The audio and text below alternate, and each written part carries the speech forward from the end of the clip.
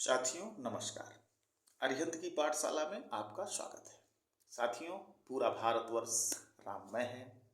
राम सिया राम जय जय राम कर रहा है। भगवान राम की बाल रूप की प्रतिमा आप सबने देखी। बहुत ही सुंदर प्रतिमा है, बहुत ही खूबसूरत है, बहुत ही मनमोहक है।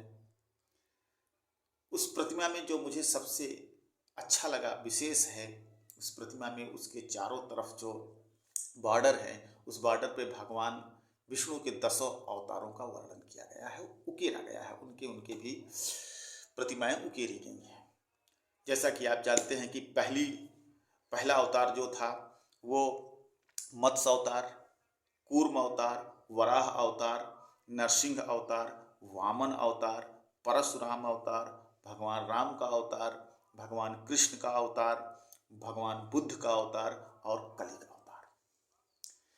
ऐसा बनाया गया कि पूरे सारे देश के समाज को समाहित कर दिया गया है भगवान राम में। और ये सच भी है। भगवान राम सनातन संस्कृति, भारतीय संस्कृति का मूल है, भारतीय संस्कृति का आदर्श है, भारतीय संस्कृति का चरित्र है, भारतीय संस्कृति की आत्मा है, भारतीय संस्कृति का रोम रोम है, कण कण में राम है। तो बहुत अच्छी प्रतिमा है साथियों। और कल का अवसर भी बहुत शुभ अवसर है। जैसा कि आप जानते हैं कि यह शुभ अवसर 500 सालों के बाद आया है। सबको पता है कि 1528 में भगवान राम के मंदिर को किसने तोड़ा, वहाँ पर मस्जिद किसने बनवाई, और 500 साल के बाद आज ये शुभ अवसर आया कि पुनः भगवान राम का मंदिर स्थापित हुआ और वहाँ पर भगवान राम विराजमान होंगे। साथियों, इस 500 साल के संघर्ष में जो हमारे पूर्वजों ने संघर्ष किया, आज उन्हें भी नमन करने का दिन है, उन्हें भी प्रणाम करने का दिन है, उन्हें भी याद करने का दिन है।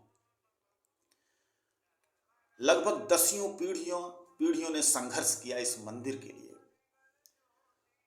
वो बहुत ही महान लोग थे, हमारे पूर्वज, जिन्होंने इन आताताइयों के तलवार के डर से सलवार नहीं पहनी। उन्होंने समर्पण के बजाय संघर्ष को चुना और अपने बच्चों में भी संघर्ष का बीज बोते रहे। वो इस दुनिया से जाते रहे और अपने बच्चों में ऐसे संघर्ष को भरा कि बच्चों, इस लड़ाई को लड़ते रहना, एक दिन आपको जीत अवश्य हासिल होगी। और उसी का परिणाम है आज प्रभु राम का मंदिर। एक बार फिर हम सनातनियों में एक आदर्श स्थापित होगा, वरना तो हमारे देश में आताताइयों ने इस तरीके की संस्कृति पाल रखी थी।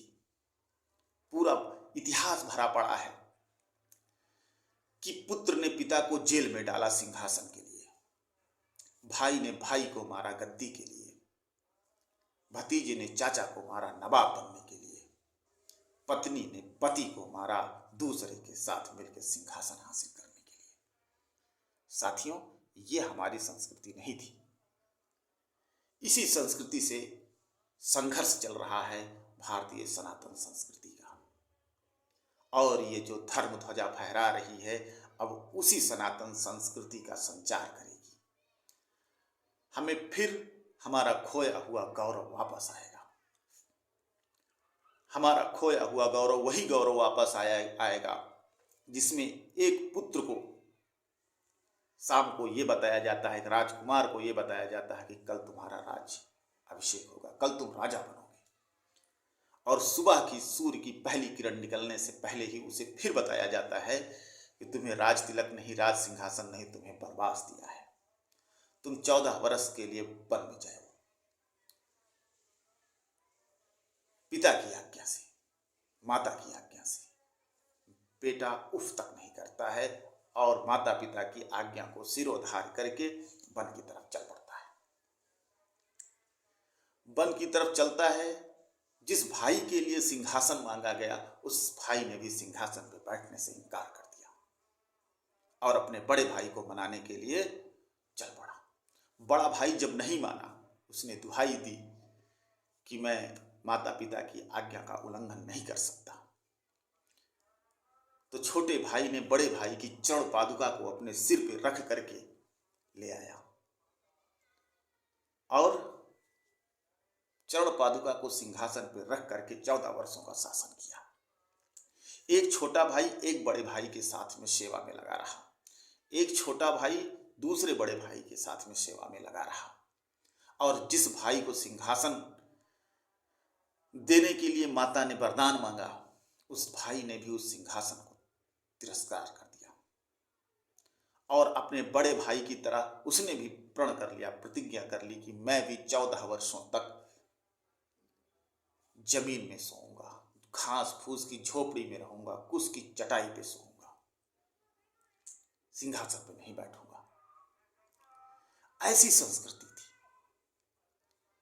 और वही पालन आने वाले समय में हमारे भारतीय जनमानस को करना है। जो खोया हुआ गौरव वापस लाने का दिन है, वो भी प्राण प्रतिष्ठा का दिन है। क्यों? क्योंकि रामचरित्र है इस देश का, आदर्श है इस देश का, पुरुषोत्तम है। उन्हीं आदर्शों को फिर से वापस लाना है, उसी गौरव को फिर हासिल करना है। साथियों, कहा जाता है कि बहुत सारे लोग राम मंदिर का विरोध भी कर रहे हैं। वो अज्ञान है, वो अज्ञानी है, या उनका कोई स्वार्थ है। पॉलिटिकल लोग ये कहते हैं कि अयोध्या का लड्डू खा करके भाजपा सत्ता में आई। ठीक है भाई, अयोध्या का लड्डू खा के भाजपा सत्ता में आई, मथुरा का पेड़ा बाकी है। मथुरा का पेड़ा आप खाइए, हम आपके साथ में हैं। अभी तो अवसर है। हमारा तो संकल्प है साथियों, भारतीय सनातनी लोगों का संकल्प है, भारतीय सनातनी जनमानस का संकल्प है, मिली है काशी लिया अयोध्या, मिली है काशी लिया अयोध्या, लेके रहेंगे मथुरा भी। मिली है काशी लिया अयोध्या, लेके रहेंगे मथुरा भी। आप आइए, चलिए मथुरा की पेड़ा खाते हैं। साथियों, ये जो प्रभु राम के मंदिर का धर्म ध्वजा फहरा रहा है, आने वाले समय में इस ये शासन सत्ता उसी के पास होगी जो इस धर्म ध्वजा को नतमस्तक करेगा, प्रणाम करेगा, नमन करेगा, वंदन करेगा, क्योंकि ये धर्म ध्वजा राम राज्य का सूचक है। अभी जो लोग मंदिर नहीं जा रहे हैं, आप देखना, यही 24 के चुनाव से पहले 1.25 किलो लड्डू लेकर के भगवान राम के दर्शन के लिए लाइन में खड़े दिखेंगे आपको। आप देख लीजिएगा, अच्छी बात है, ठीक है। आप आज ज्ञान नहीं हो रहा है, आपको 10 दिन बाद ज्ञान हो जाए तो बहुत अच्छा है।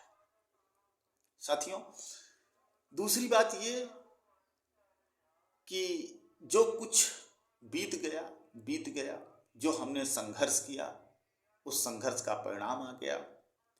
हमें आपस में मिलकर रहना है, भारतीय लोकतंत्र को आगे बढ़ाना है, भारतीय संविधान के दायरे में रख के हमें अपने जीवन को उज्जवल बनाना है, भविष्य को उज्जवल बनाना है।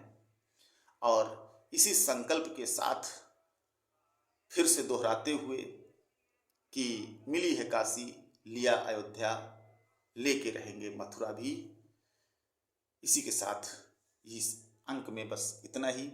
अगले अंक में फिर किसी विषय के साथ मिलेंगे।